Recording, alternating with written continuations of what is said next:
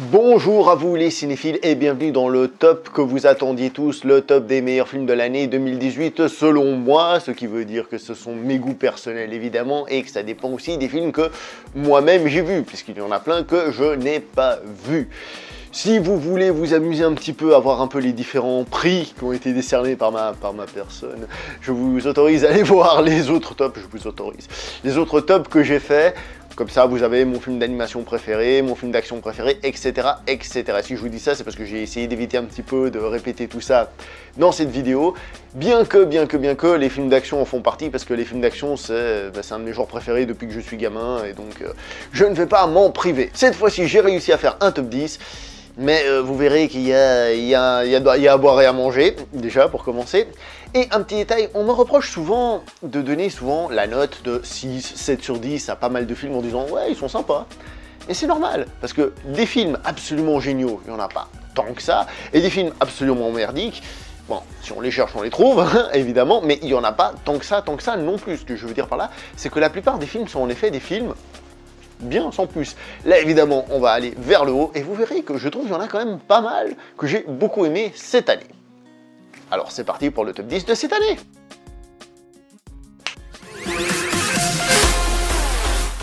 En 10e position, c'est un film pour lequel j'ai eu des petites réserves, à savoir The Guilty. J'ai des petites réserves, mais je vous dis quand même que c'est un film excellent, un film qui a un concept, un film qui fonctionne superbement bien, surtout dans sa seconde partie, un film qu'il faut absolument voir. Pour la petite histoire, j'ai entendu dire que Jake Gyllenhaal avait racheté les droits pour faire un remake aux États-Unis, donc foncez voir ce film original, pas que quand le film américain sort, tout le monde soit là, waouh, mais quel film, mais quelle révolution, mais quelle idée de fou, blablabla. Regardez ce film danois, il est excellent, il n'y a aucun souci, foncez le voir, c'est un film qu'il faut voir absolument, malgré quelques réserves que j'ai eues, qui, comment vous dire ça, ne m'ont pas autant fait plaisir que je l'aurais voulu. Ce film était fait pour moi, et je trouve dommage que le concept n'ait pas été complètement exploité, mais je sais aussi que beaucoup d'entre vous n'ont pas du tout ressenti ça. Je pense personnellement que c'est justement l'aspect original du truc qui a fonctionné chez tout le monde. Moi malgré tout j'en attendais un petit peu plus, j'étais très exigeant avec ce film.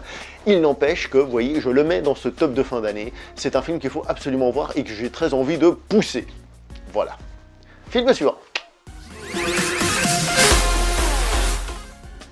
En 9e position, c'est encore un de ces petits films dont j'ai le secret de vouloir, comment dire, les mettre en avant parce que je les aime bien. Moi j'aime bien quand les petits films, ils osent faire des choses et surtout quand ils y arrivent. Cette fois-ci, j'ai envie de vous parler d'Upgrade, réalisé par Leigh Whannell. Alors Upgrade, c'est une série B, c'est un petit film de science-fiction, ouais, mais avec des idées de malade mental. Entre autres, les combats à main nue. C'est filmé pour faire le robot, c'est trop bien fait parce que c'est la thématique du film. L'acteur principal qui doit jouer sa tête en même temps hyper émotif, puis le corps qui bouge comme un robot totalement séparé. C'est un truc de malade. Sérieusement, la mise en scène de ce film est oufissime. Et le film fonctionne très bien. Bien sûr, il a des défauts, il n'est pas parfait, ça reste une série B, mais une série B très efficace et avec des qualités qu'on aimerait voir dans bien d'autres films. Donc ce film est à voir absolument, Upgrade, c'est une excellente surprise de cette année, foncez le voir. Voilà, pas grand chose à dire de plus, foncez. En 8e position, alors là par contre on passe des petits films ou films un petit peu plus d'auteur. Je vais vous parler de Phantom Thread. Alors j'ai fait une vidéo, comme d'ailleurs de tous les films dont je vais parler là, j'ai fait des vidéos donc je vais pas rentrer trop dans les détails. Mais je vous ai dit que ce film c'est un film qui dans l'absolu, si vous voulez, ne m'a pas plu dans le sens où il est lent, où il parle de choses qui sont peu passionnantes. Et c'est pas un de ces films que j'ai très envie de revoir normalement. Je dis ça parce que là j'ai la curiosité de le revoir, j'ai envie de voir s'il fonctionne encore. Mais au niveau de la mise en scène en tant que film de cinéma, c'est du très haut niveau, c'est fantastique. La mise en scène, elle est oufissime. Daniel Day-Lewis, il est absolument grandiose et fou dans ce film.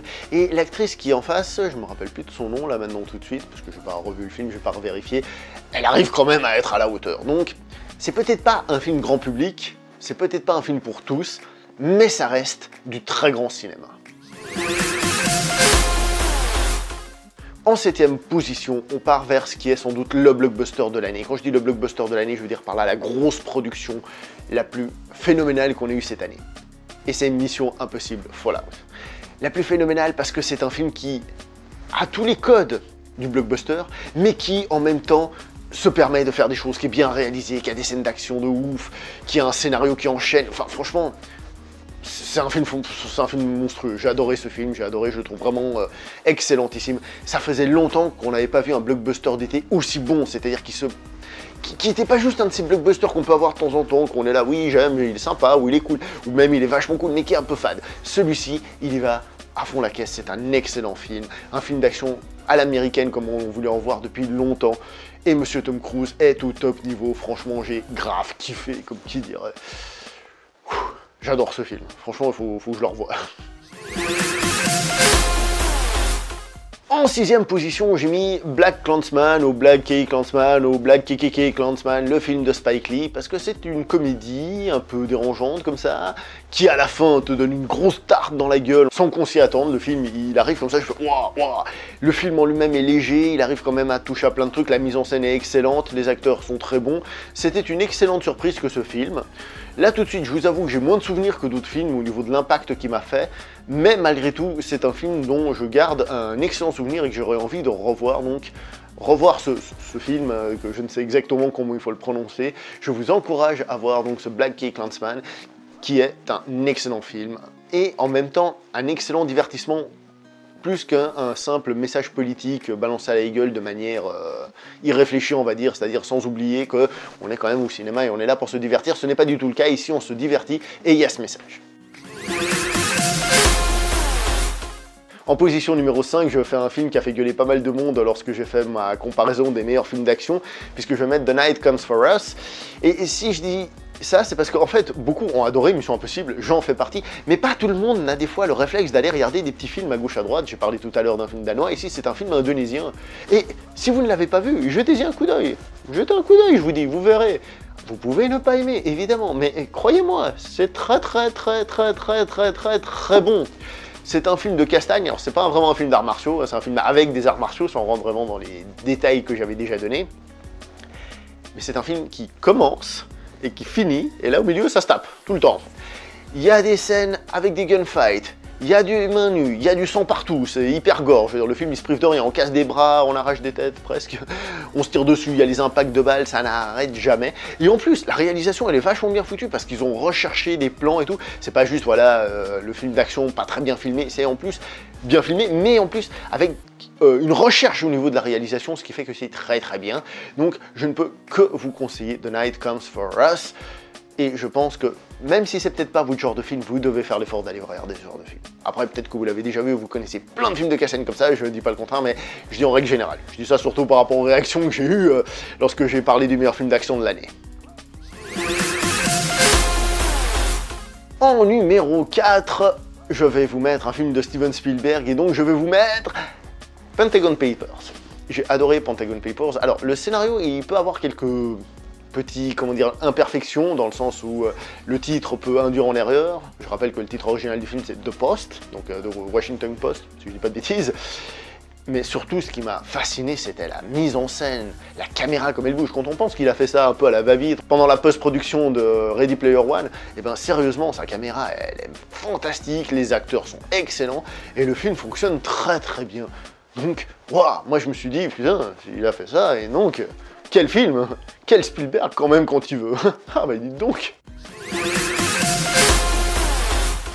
En 3ème position, pour moi, j'ai mis un film qui sera peut-être difficile à l'heure de le revoir, mais que personnellement j'ai adoré, à savoir le film d'horreur Sans un bruit. Alors, ce film, il y en a dans les commentaires, ils m'ont dit que le scénario, il avait des erreurs, des trucs assez gros et tout, je sais pas, je m'en rappelle plus, ça m'a pas choqué en direct, contrairement à d'autres films dont j'ai dit que j'ai adoré, mais oui, le scénario, il a ses erreurs. Cette fois-ci, ça m'a pas choqué, mais surtout ce film, il fonctionne mais tellement bien. T'es dans la salle de cinéma, tu retiens ta respiration pour éviter de faire du bruit, et dans un film d'horreur, c'est bien ça que les gens se taisent, hein, des fois, d'accord ? On est là, on retient sa respiration et on espère que tout va bien se passer. Je me suis rendu compte, sans même faire attention, que je retenais ma respiration, justement. Et il y a des scènes de tension qui sont oufissimes, mais oufissimes dans ce film. Et l'idée de base qui est intéressante, mais de base, elle ne m'intéressait pas plus que ça. Je me disais, ouais, enfin, quand j'ai vu la bande-annonce, je me souviens, j'ai fait, ouais, bon, pourquoi pas.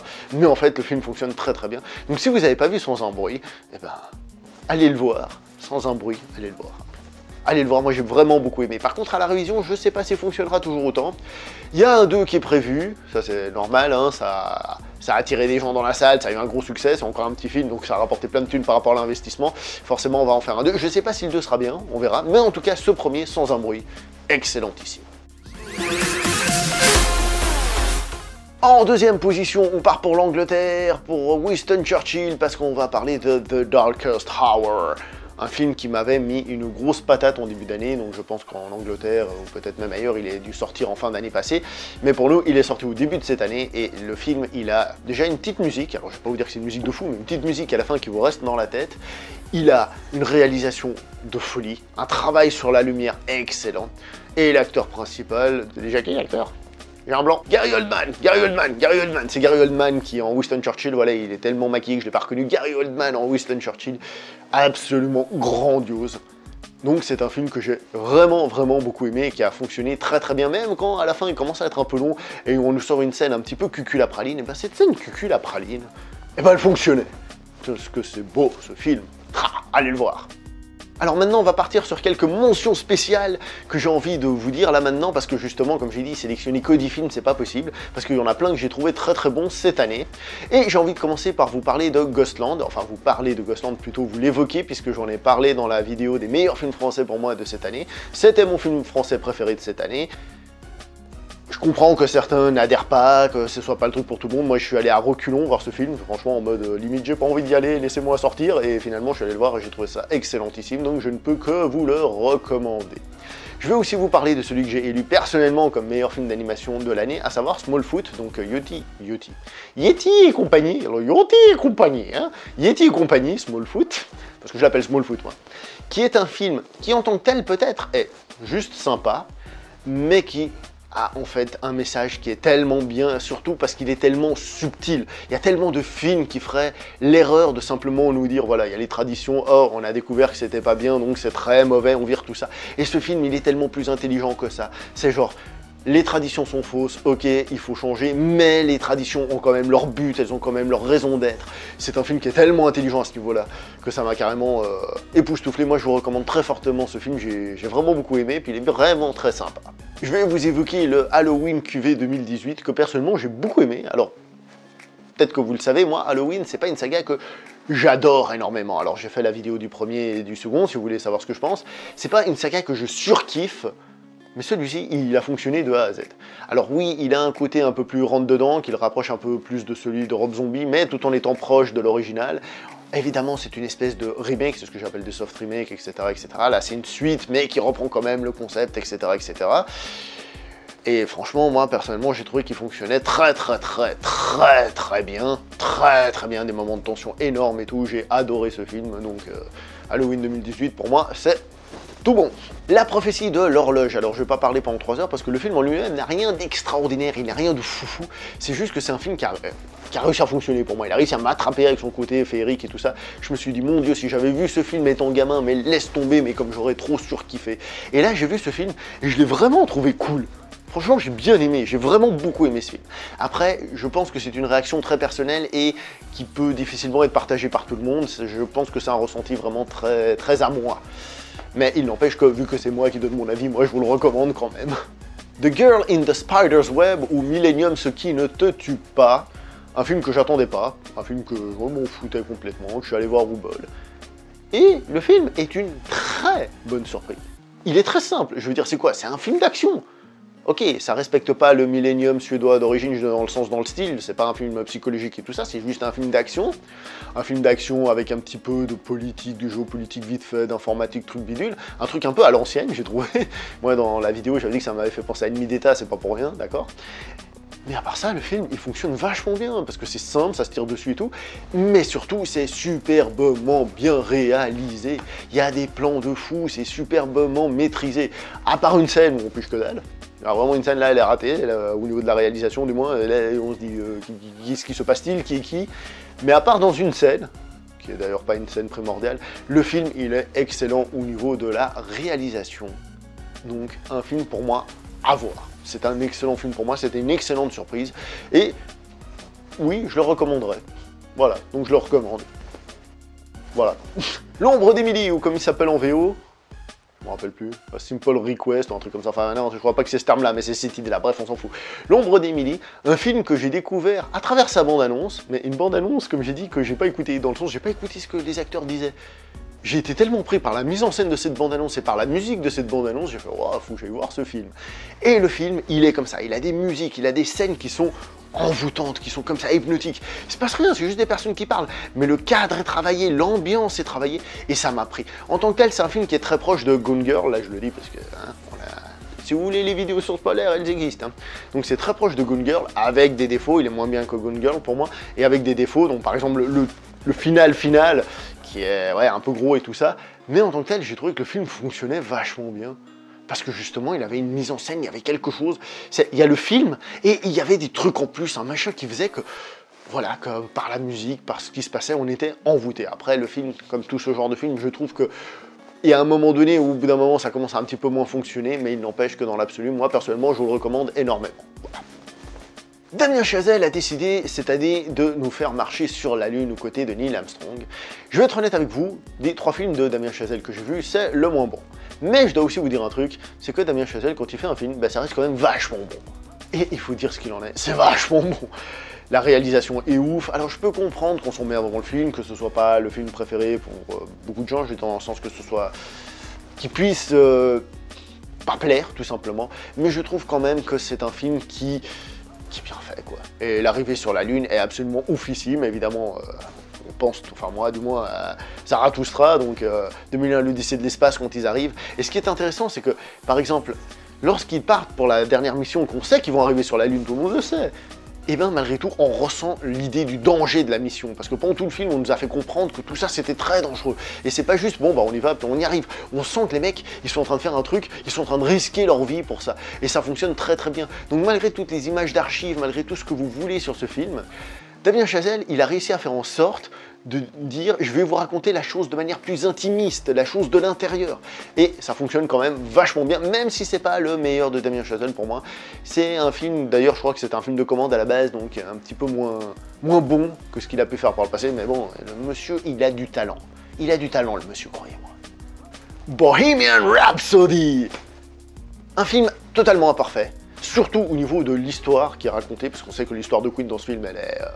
découpé, remonté, tout ce que vous voulez, c'est pas l'histoire vraie du groupe, mais le film, il fonctionne tellement bien, et ce final de ouf, ce final qui dure, je crois, 20 minutes, un truc comme ça, je l'avais chronométré la deuxième fois que je suis allé voir le film, oui, parce que je suis allé le voir 2 fois. Et ça sort avec une énergie, t'as qu'une envie, c'est de te mettre à chanter dans la salle, tout le temps. Ça sert à rien d'en parler avec des mots, oui, alors cette scène est bien faite, c'est de l'émotion pure, et ça fonctionne du feu de Dieu, ce film est extraordinaire. Malgré tous les défauts qu'il peut avoir, malgré même le côté synopsis, je dis n'importe quoi, malgré le côté biopic, qui est peut-être parfois pas parfait, malgré le fait que certains trucs sont pour certains pas assez montrés et vice versa, le film fonctionne du feu de Dieu. Et je profite parce que ce que je vous ai dit là, je l'ai dit dans la vidéo, enfin surtout dans les commentaires, il y en a qui arrivaient et qui disaient ah film excellent, je disais oui, malgré les défauts, le film est excellent. Et les gars, ils commencent quoi? Tu voulais qu'on voit plus d'homosexualité et tout? Je fais mais est-ce que tu as regardé ce que j'ai dit dans la vidéo un peu avant de me répondre n'importe quoi? Il y a des gens, ils viennent, ils vous parlent, mais ils regardent pas ce que vous avez dit dans la vidéo. J'ai pas dit ça dans la vidéo, j'ai juste dit que le film en effet, plus je me suis renseigné, plus je me suis rendu compte qu'il y avait de grosses lacunes au niveau de l'histoire de Queen dans le film.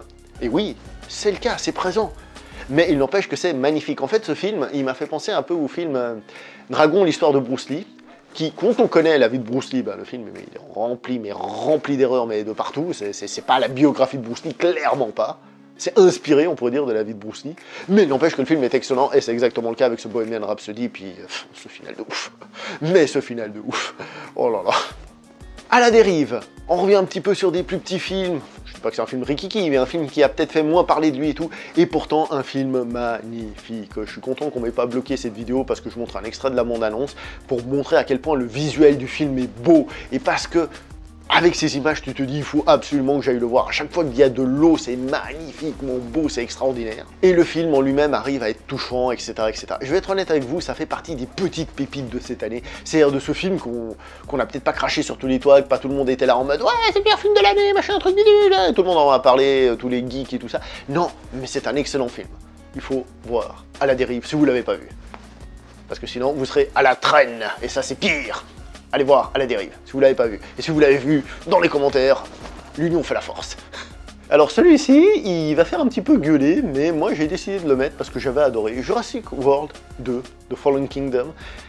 Alors oui, le scénario, je l'ai dit dans la vidéo, il a des lacunes, de grosses lacunes, de grossières erreurs, etc., etc. Je suis d'accord, je suis le premier à l'avoir dit dans la vidéo. Enfin, pas le premier, mais je veux dire, je le dis dans la vidéo, d'accord?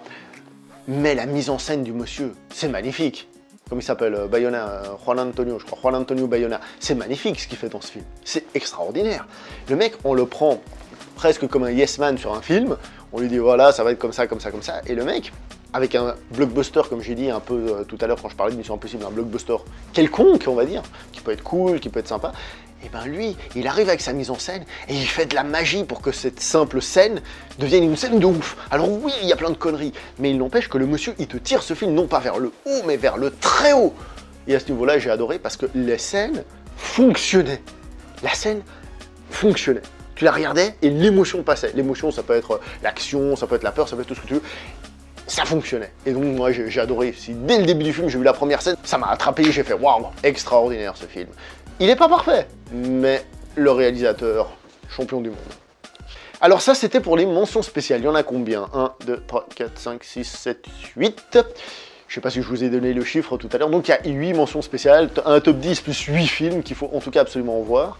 Et il y en a sans doute eu d'autres. Là, j'ai quand même dû sélectionner un tout petit peu, mais comme vous voyez, je me prive pas parce que j'ai beaucoup aimé. Et avant de parler du film qui est en première position, je voudrais donc avoir votre avis. Est-ce que pour vous, ça a été une bonne année de cinéma ou pas? Parce qu'il y en a beaucoup qui disent que ça n'a pas été une très bonne année, etc. Peut-être, moi je suis pas très bon là-dedans pour savoir si c'est une bonne année ou pas. Moi il y a des films qui me plaisent, je les regarde, ceux qui me plaisent pas, je les regarde pas. Et puis, comme il se trouve que je suis un type qui a envie d'être content dans sa vie et qui a pas envie de tirer la gueule et d'être dépressif, eh ben j'arrive à profiter des films simples. La plupart du temps, les films simples arrivent à me divertir et à me faire passer un petit moment. Donc j'ai aucun souci avec ça, sauf quand c'est une grosse daube, évidemment, là, il y a des soucis. Mais en règle générale, j'arrive à prendre du plaisir. Donc, à votre avis, est-ce que ça a été une bonne année ou pas? Voilà. Je reviens vite fait, hein, maintenant que j'y pense. Là, j'ai fait une sélection de certains films, hein, évidemment, mon point de vue. Il y en a d'autres qui peuvent être cités, hein, que j'ai pas cités. Vous le voyez déjà, s'il reste un premier, vous voyez, je sais pas moi, que dans le monde des super-héros, les Infinity Wars et Aquaman, j'ai pas pu prendre les deux, par exemple. Je vous rassure, c'est aucun des deux qui est en tête pour moi. Je vous ai pas mis un film que je sais va plaire à beaucoup de monde comme Ready Player One, parce que pour moi il a pas très bien fonctionné, mais c'est parce que j'ai lu le livre et puis ça m'a vraiment pénalisé pour la vision de ce film, mais c'est autre chose. Donc ce que je veux dire par là, c'est qu'il y a encore d'autres films qui peut-être dans la tête des différentes personnes ont marqué, et peut-être que beaucoup des films que moi j'ai mis là n'ont pas marqué. Je pense que vous le voyez si vous regardez les films que j'ai sélectionnés, entre guillemets, c'est que je suis quelqu'un qui aime bien les petits films, on va dire, bien faits. Ça reste du divertissement, mais plus que les gros blockbusters qui sont parfois un petit peu trop quelconques, j'aime bien quand les films, ils essayent d'être un peu plus innovants, et c'est là que ça fonctionne très bien pour moi. C'est pour ça que des films comme The Guilty, je le mets quand même, Upgrade, je l'ai mis aussi. C'est pour ça que des films comme Sans un bruit, d'une certaine manière, déjà, c'est un relativement petit film, ou encore des films comme The Night Comes First, parce que ce sont des films qui me parlent, parce que ce sont des gens qui essayent de faire des choses bien, et pas forcément de faire des choses toutes lisses. Et ça tombe bien parce que je vais vous donner le premier de la liste. Je suis sûr qu'il y en a qui ont réussi à deviner. Ceux qui suivent la chaîne, vous savez de quel film il va s'agir. Parce que c'est un de ces films-là. Et ben le numéro 1, c'est Searching. Un film que j'ai trouvé excellentissime. Et pourquoi il est excellentissime? Eh ben parce que je me suis mis dans la salle et j'étais à fond dedans du début à la fin. J'ai pris un pied complet, et puis voilà. Tout simplement. Tout simplement. Alors oui, je trouve que le fait de voir l'ordinateur de la personne est pas tout le temps respecté, parce que des fois on va voir des écrans de caméras de surveillance et tout ça. Et il y en a qui m'ont dit ouais mais tu vois le film on le voit comme si on était un hacker, donc le hacker il a pu aller. Oui mais ça c'est vous de vision des choses, comme si vous étiez un hacker, c'est pas dit dans le film. Vous me direz c'est pas dit non plus qu'on voit l'ordinateur de la personne, nous on voit juste un écran de cinéma. D'accord? Mais ce que je veux dire par là c'est que pour moi le film triche un petit peu. Il y en a, ils m'ont dit pas du tout, justement, mais pour moi, il triche un petit peu parce que c'est pas totalement le principe du film, mais ça fonctionne très très bien. Au début du film, on a un petit côté nostalgique quand on voit, je sais pas, les anciennes versions de YouTube ou d'autres sites internet. Ensuite, on reconnaît l'interface qu'on connaît, c'est aussi assez rigolo. Ensuite, il y a l'histoire qui se met en place et qui fonctionne superbement bien. Justement, par rapport à The Guilty, que je vous recommande encore une fois, ce film réussit à être prenant dès le début, là où The Guilty, justement, il a un tout petit peu de peine à démarrer, je trouve, malgré le côté efficace. Celui-ci, il est plus efficace pour moi, et il fonctionne très très bien. Qui plus est, sur un film où on est censé être sur un écran d'ordinateur, eh ben, l'acteur, John Cho, si je dis pas de bêtises, il est juste excellent. En plus, les acteurs du film sont excellents. Et ça fonctionne très très bien. J'ai adoré ce film de A à Z. Il sait prendre des pauses à des moments, tac, tout s'arrête, on se rend compte que le mec il est en train de réfléchir, il a trouvé un truc, mais on nous le dit pas tout de suite pour que nous aussi on soit là, c'est oui, on a envie de trouver les trucs. J'ai trouvé que ça fonctionnait extrêmement bien ce film, et moi je ne peux que vous le recommander. Donc voilà, c'était mon top 10 avec petit aparté comme d'habitude, parce que 10 c'est pas assez. Autant être heureux, autant prendre tout, au lieu de se priver, au lieu d'être bête. Je le sais, il y en a qui gueulent, comment ça, il a pas mis celui-là, il a pas mis celui-là, il a pas mis celui-là, il a pas parlé de ça, blablabla, c'est pas possible. Je le sais. Il y en a que j'ai évoqué, mais pour vous dire qu'ils étaient pas dedans, je pense que ça énerve encore plus. Mais il n'empêche que c'est mon point de vue personnel et les films que moi j'ai préférés. Ça ne veut pas dire que je ne prends pas du plaisir avec les autres films, ce sont juste les films que moi j'ai préférés. Et comme là c'est moi qui parle, et ben en bas c'est vous qui parlez. C'est vous qui me donnez vos top, vos films préférés de cette année 2018. Vos films qui vous ont fait découvrir quelque chose de nouveau. Vos films qui vous ont fait vibrer, que les poils se sont hérissés. D'accord ? Ces films-là, peut-être qu'on sera absolument pas d'accord, vous allez sans doute me mettre plein de films, d'ailleurs je vois déjà plein de films qui peuvent être cités. Je vais pas citer par exemple Roma d'Alfonso Cuarón qui pourrait être cité, mais moi personnellement c'est pas trop mon genre de film, je reconnais que c'est bien travaillé, mais c'est pas mon genre de film. En bas vous mettez ce que vous voulez, ce qui vous a marqué, moi je vous ai dit ce qui moi m'a plu, ce qui moi m'a passionné, et je suis assez fier de ma liste, parce que même si certains films là-dedans peuvent peut-être ne pas plaire à certaines personnes, ils me plaisent à moi, dans le sens où c'est vraiment une liste de films que je me dis, waouh, ah ouais, ça je suis content de les avoir vus.